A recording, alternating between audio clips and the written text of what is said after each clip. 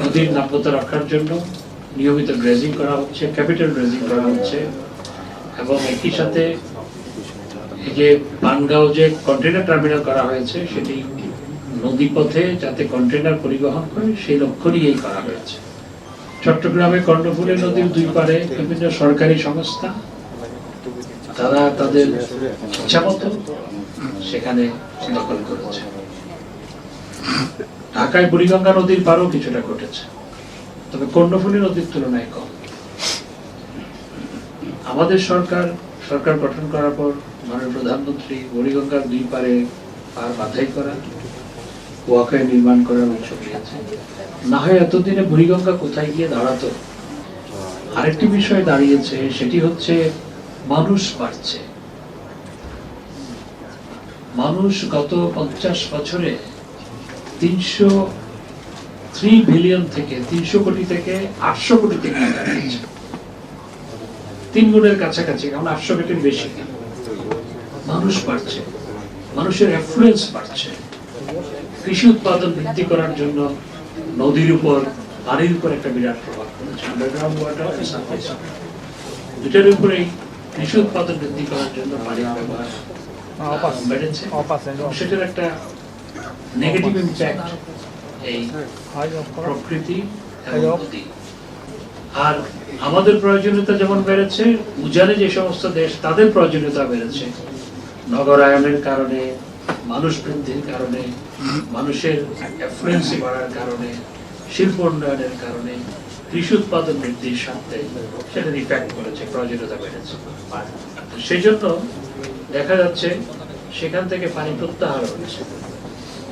আমি মনে করি যে সবার জন্য সুষমভাবে নদীর প্রাণীর প্রাপ্যতা নিশ্চিত করার জন্য, অর্থাৎ নদীর অববাহিকায় যারা বসবাস করে সবার জন্য সুষমভাবে পানির প্রাপ্যতা নিশ্চিত করার জন্য আঞ্চলিক সহযোগিতা দরকার। আপনারা জানেন যে মেকং রিভার কাউন্সিল আছে।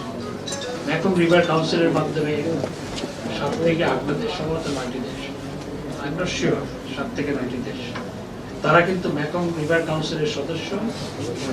মেকং রিভার কাউন্সিলের মাধ্যমেই সেই নদীর অববাহিকায় কি হবে না হবে সেটা সিদ্ধান্ত গ্রহণ করা হয়। আমাদের যৌথ নদী কমিশন আছে, কিন্তু আমি মনে করি এটাকে আরো ইফেক্টিভ করা দরকার, এবং ইফেক্টিভ করে এই 3টা বেসিনের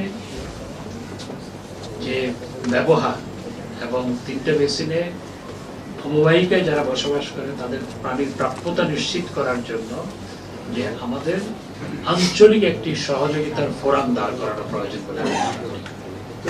তাহলে যেটি হবে, এবং এই রাস্তা বানাতে গিয়ে যেটা হচ্ছে, রাস্তার ঘনত্ব সম্ভবত পৃথিবীতে হাইয়েস্ট হচ্ছে বাংলাদেশে, রাস্তার ঘনত্ব। এবং রাস্তা বানাতে গিয়ে যেটি হচ্ছে, খাল, বিল, নদী, নালা সবগুলোর উপর ব্রিজ নির্মাণ করতে হচ্ছে। তারপর কৃষি জমি নষ্ট হচ্ছে, কৃষি জমি হারিয়ে যাচ্ছে, এই ঘটনা ঘটছে। আমরা যদি নদীর নাব্যতা রক্ষা করে, যদি পরিবহনের ক্ষেত্রে নদীকে প্রাধান্য শুরু থেকে দেওয়া হতো, তাহলে কিন্তু আজকে নদীর এই অবস্থা দাঁড়াতো না। আমাদের সরকার, মাননীয় প্রধানমন্ত্রী নদীর নাব্যতা রক্ষার জন্য, আপনারা জানেন যে প্রতিটি প্রজেক্টের সাথে তিনি ড্রেজিং যুক্ত করে দেন, এবং ড্রেজিং করতে হয়। এবং একই সাথে